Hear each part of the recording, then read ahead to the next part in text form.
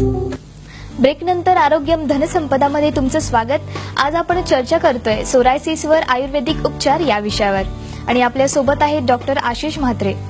Doctor, आपण चर्चा सुरू करण्यापूर्वी एक प्रेक्षक जोडले गेलेत आपल्याबरोबर। छाया भेंडे आहेत आपल्याबरोबर, तुमचा प्रश्न विचारा।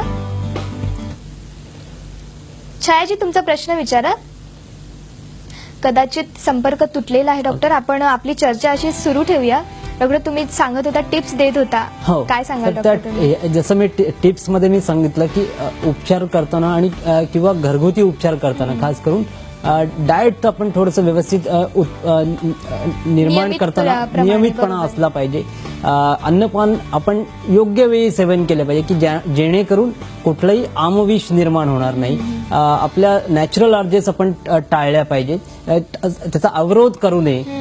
आणि मुख्य म्हणजे प्रत्येक सीझन मध्ये आजार असो वा नसो, प्रिव्हेन्शनच्या दृष्टीने जे शोधन कर्म आहे, मग जसं आताचा जो वसंत ऋतू आहे त्याच्यामध्ये आपण वमन म्हणूया, किंवा शरद ऋतूमध्ये विरेचन चिकित्सा आहे, वर्षा ऋतूमध्ये बस्ती चिकित्सा, या प्रकारे प्रिव्हेन्शनच्या दृष्टीने हे पंचकर्म केला तर निश्चितच आपण पुढच्या भविष्याच्या दृष्टीने हा सोरियासिस टाळण्याच्या दृष्टीने एक पाऊल पुढे टाकतो असं म्हणायला काही हरकत नाही। अगदी डॉक्टर, बरोबर आहे। पंचकर्मामध्ये काय आहे का यावर उपचार डॉक्टर?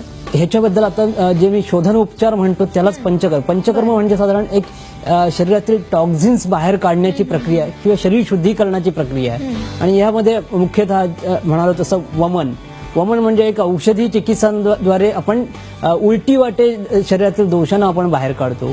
दुसरा प्रकार आहे विरेचन मध्ये औषधी चिकित्सांद्वारे जुलाबा वाटे आपण दोषांना बाहेर काढतो।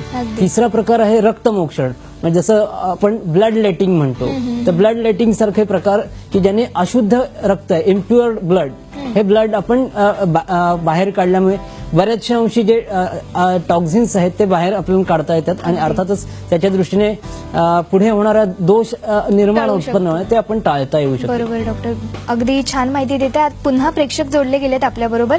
जनपद पाटील आहेत आपल्याबरोबर, तुमचा प्रश्न विचारा। जी सोरायसिस जो आरोग्य उपचार जो आयुर्वेदिक उपचाराने 100% बरा होतो का बुवा?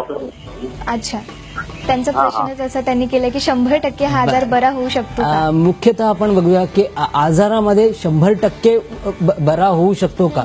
अर्थात जर तज्ञ वैद्यांच्या तुम्ही मार्गदर्शनाखाली चिकित्सा घेतली, त्यांनी सांगितलेले तुमचा सल्ला जो असेल, अर्थात आहारीय असेल, विहारीय असेल, औषधीय असेल किंवा पंचकर्मीय असेल, या पद्धतीचा तुम्ही जर उपचार पद्धती व्यवस्थित केला तर निश्चित प्रकारे सोरियासिस बरा होऊ शकतो। पण त्याच्या मागचा अजून एक महत्वाचं आहे की सोरियासिस बरा झाल्यानंतर सुद्धा तो पुन्हा उद्भवू नये किंवा या आजारामध्ये रिलॅप्स होण्याची शक्यता, हा आजार असा आहे की तो पुन्हा उद्भवू शकतो आणि अर्थातच त्या दृष्टीने आपण काळजी घेणं गरजेचं आहे। मग त्या दृष्टीने आयुर्वेदामध्ये अपुनर्भव चिकित्सा एक सांगितलं, त्यामध्ये काही जी रक्तशोधक औषधी आहेत किंवा रसायन कल्प आहेत, यांचा उपयोग आवश्यक आहे।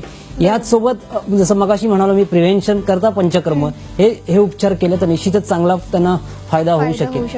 डॉक्टर, शारीरिक आणि मानसिक दृष्ट्या कसा परिणाम होऊ शकतो? जसं मी म्हणालो तसं इमोशनल स्ट्रेस हे त्याचं एक महत्वाचं कारण आपण म्हणतोय।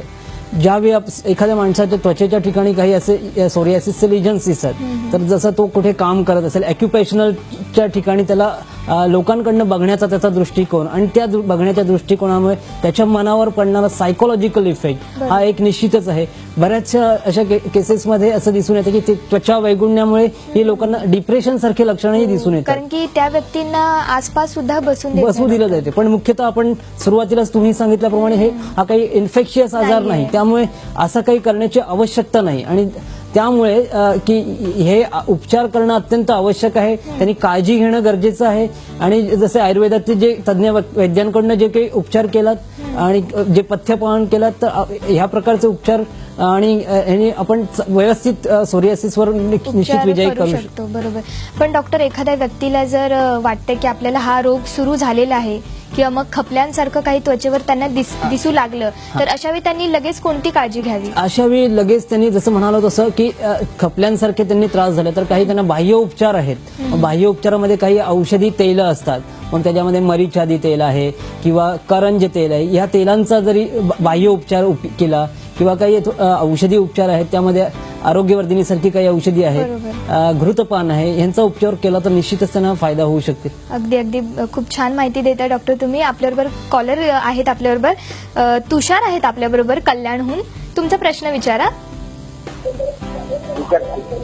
प्रश्न विचारा. हॅलो. हा प्रश्न विचारा.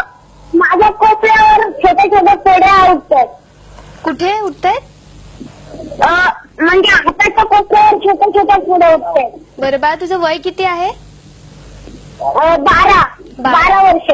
बरं ठीक आहे. 12 वय आहे त्या मुलाचं. 12 वय कोपऱ्यावर आहे आणि आणि फोड्या उठतात. सध्याचा उष्णतेचा सीझन आहे, कदाचित त्यामुळे जे उष्णतेमुळे उत्पन्न होणारे जे फोड असतील कदाचित तेही असू पण शकतात. हा याच्यातला प्रकार असू शकतो का? निश्चित वाटत नाही, कारण ह्याच्यामध्ये एक प्रकार जो आहे पस्ट्युलर सोरियासिस.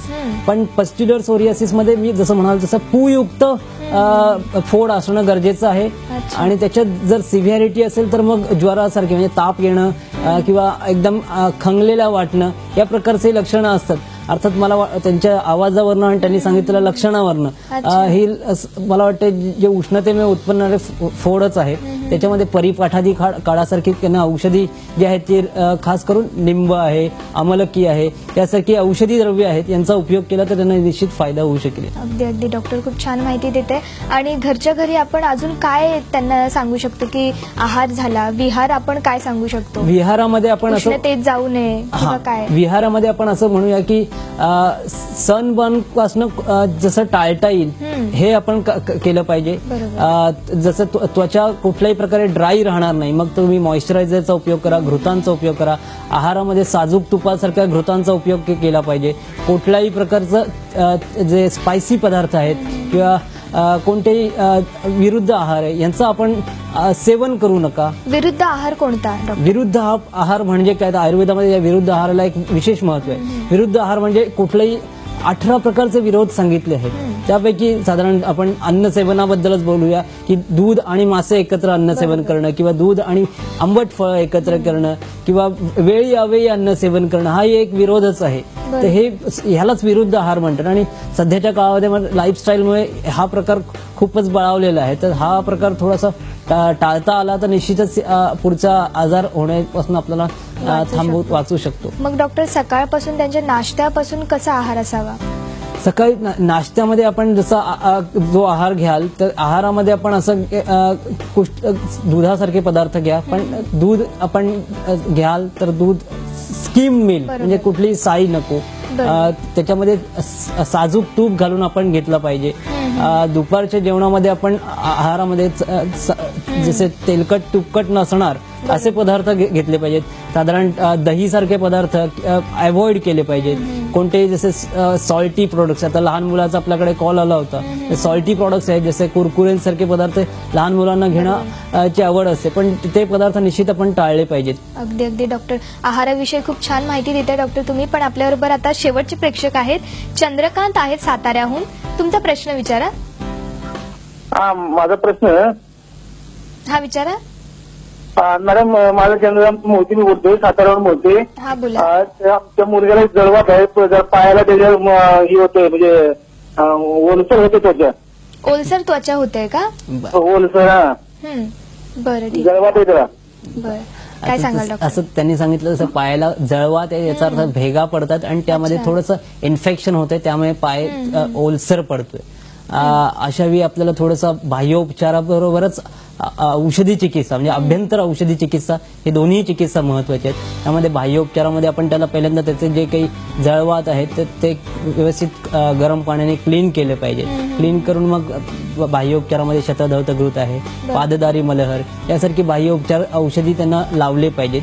सोबतच काही आरोग्यवर्धिनीसारखी किंवा गंधक रसायनासारखी औषध वैद्यांच्या मार्गदर्शनात गेली तर निश्चितच त्यांना फायदा होऊ शकतो. डॉक्टर, तुम्ही इथे आलात आणि आमच्या प्रेक्षकांना खूप उपयुक्त अशी माहिती सांगितली, त्याबद्दल मी तुमचा आभार मानते. धन्यवाद. आरोग्यम धनसंपदामध्ये आज आपण इथेच थांबूया. पुढच्या भागात एका नवीन विषयासह पुन्हा भेटू. तोपर्यंत नमस्कार.